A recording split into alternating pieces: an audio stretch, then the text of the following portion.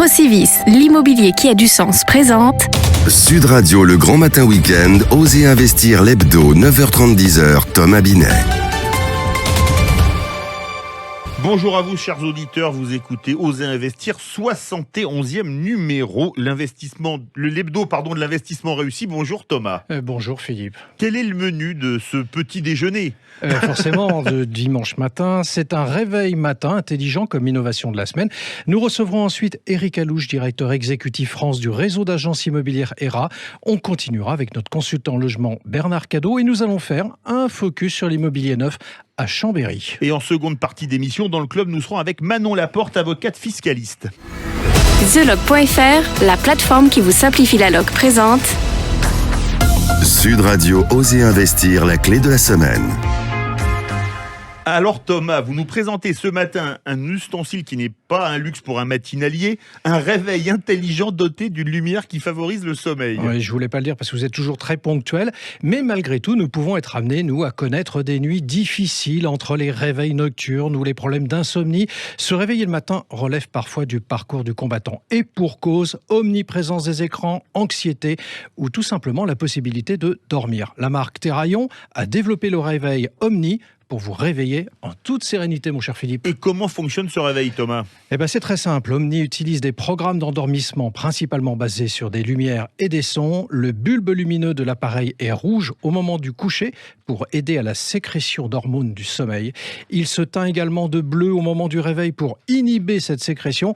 En plus d'être un réveil, c'est aussi un craqueur de sommeil. Inspirez et expirez au rythme de la lumière pour vous endormir rapidement. Au cours de votre nuit, Omni analyse avec ses 4 capteurs la température, le niveau sonore, la luminosité et l'humidité de votre chambre. Ces informations sont envoyées à l'application afin de comprendre et d'agir sur la qualité de votre sommeil. Cette même application vous permet de paramétrer des programmes de réveil et d'endormissement.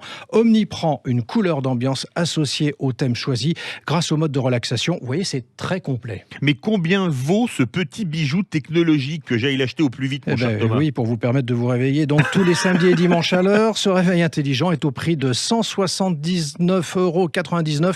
Bref, 180 €, on va dire. Oui. Le prix d'une matinale réussie, mon cher Philippe. Sud Radio, Osez investir.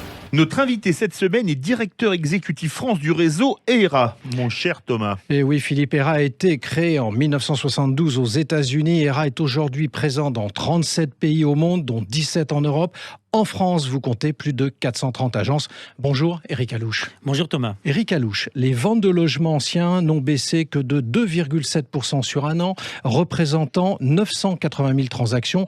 Alors plutôt heureux de cette année 2020, malgré le contexte ? Oui, globalement, c'est une bonne année, dans la mesure où effectivement, on sait ce qu'on a traversé. Avec cette histoire de Covid, ça a été un peu compliqué. Donc nous ne sommes pas à plaindre, puisque d'autres secteurs ont été beaucoup plus impactés que l'immobilier.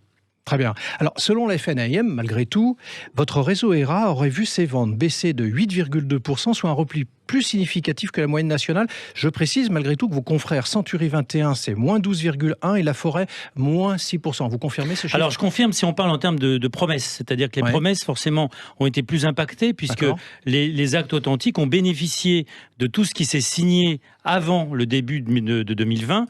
Donc, finalement, sur 2020, on est quasiment, en termes de ventes passées, quasiment au même niveau que 2019. Voilà. Mais effectivement, je confirme ce chiffre. D'accord. Alors, on voit le couvre-feu s'installer à 18h. On parle d'un confinement le week-end, voire d'un 3e confinement. Comment pensez-vous que l'activité immobilière va résister à ces restrictions nouvelles si, bien évidemment, elle voit le jour ? Vous savez, je pense que dans l'immobilier, on a vu l'immobilier au cours de l'année 2020 était très résilient. On a supporté ce confinement très dur et très brutal du début de l'année. Ensuite, les taux restent attractifs. Et je vois mal les taux monter de manière extrêmement importante, tout simplement parce que le pays a besoin de croissance. On est relativement optimiste dans l'immobilier. Oui, parce qu'attendez, vous dites que les taux vont pas augmenter, mais dans le même temps, les conditions d'octroi des crédits se sont durcies fortement. Ils se sont un petit peu durcis. Ça n'a pas été non plus une catastrophe. Un petit peu. Puisqu'on a vu, on est même passé de 33 à 35% de Vous savez, possibilité Eric Allouche, d'endettement. vous êtes sur Sud Radio, parlez vrai, hein, vous avez je le droit. parle vrai. D'accord. Non, ce qui s'est durci, c'est effectivement qu'on a des gens qui investissent dans l'immobilier et qui sont à 33%, voire un peu plus. Alors qu'en fait, ils ont l'argent, et très souvent, le reste à vivre est important. Malheureusement, les banques, les établissements financiers ne regardent pas assez ce fameux reste à vivre. Et donc, ont tendance à appliquer ce pourcentage de 33%, 35% de manière couperet. Voilà. Les prix ont augmenté de 2,1% au niveau national en 2020. Pensez-vous que ça va continuer? Vous savez, le prix est basé en fonction de l'offre et de la demande. C'est clair. Donc, si effectivement il y a une demande qui reste forte, les prix vont continuer à augmenter. Après, ça dépend où. On reste dans un schéma aujourd'hui de demande importante. Et il y a toujours des demandes partout sur le territoire. Alors justement, comment les régions se comportent dans ce contexte? Alors, ça dépend des endroits. Là, Ouais. c'est pareil parce qu'il n'y a pas un marché en France, il y en a beaucoup. Ouais. Je discutais justement avec un agent immobilier à Calais, c'est très intéressant. Calais, il m'expliquait qu'il avait 2 fois moins de produits que l'année dernière. D'accord. 2 fois moins de produits que l'année dernière, ce qui est quand même significatif. Donc, on a noté qu'on avait plus 31% d'acquéreurs au mois de novembre dernier, alors qu'en fait, on a moins 17% de produits. Donc, on a moins de gens qui mettent leurs biens en vente et on a plus de gens qui cherchent à acheter. Et tout simplement, ça traduit un phénomène qui est assez logique, c'est que les gens, en période de crise, ils ont tendance à se contracter, ils ont tendance à moins vouloir vendre et moins vouloir peut-être changer. Et puis, parallèlement, de l'autre côté, on a des gens qui recherchent la sécurité, que représente l'immobilier. Alors, je vais vous faire partir de Calais un instant pour revenir à Paris, si vous le permettez. Paris voit son prix moyen s'établir autour des 10 600 € à fin 2020, soit une hausse de 5% malgré la situation. Cependant, une baisse a été relevée dernièrement. Pensez-vous que ça va se prolonger? La baisse ? Oui. Oui, c'est possible, effectivement. Si on s'inscrit dans un schéma où il y a une demande qui est moins importante, et ça peut être le cas, notamment on a moins d'étrangers aujourd'hui qui viennent en France, même si justement j'ai discuté avec un agent immobilier tout à l'heure dans le 15e, il me disait qu'il y avait des locations qui reprenaient à Paris, notamment dans le 15e. Il est possible qu'on ait une augmentation qui stagne. Néanmoins, vous savez, Paris a ceci de particulier. Paris, c'est tout petit. Paris, c'est un petit bijou. Paris, c'est attractif. Il n'y a qu'un Paris dans le monde.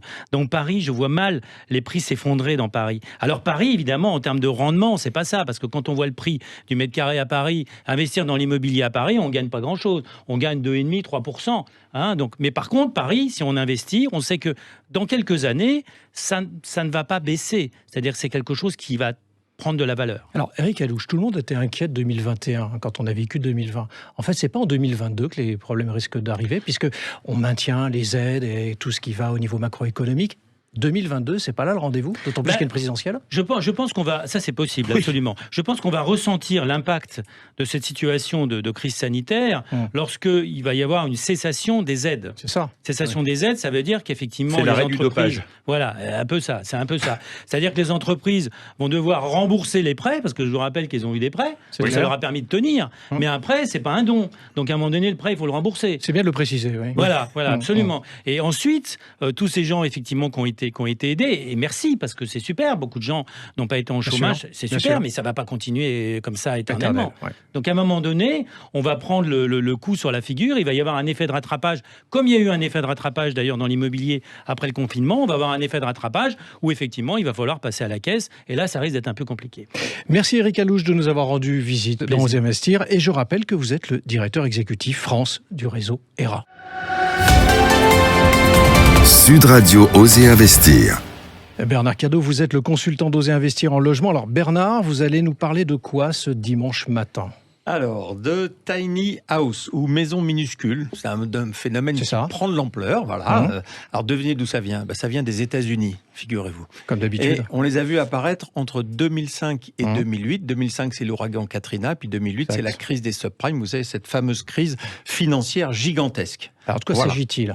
Alors, c'est une maison de moins de 40 mètres carrés, posée sur châssis et remorque, qui servait d'abord de logement provisoire, mais elles ont depuis suscité un engouement beaucoup plus large, notamment vers un mode de vie alternatif. C'est par exemple la recherche d'une immersion dans la nature, d'un art de vivre minimaliste.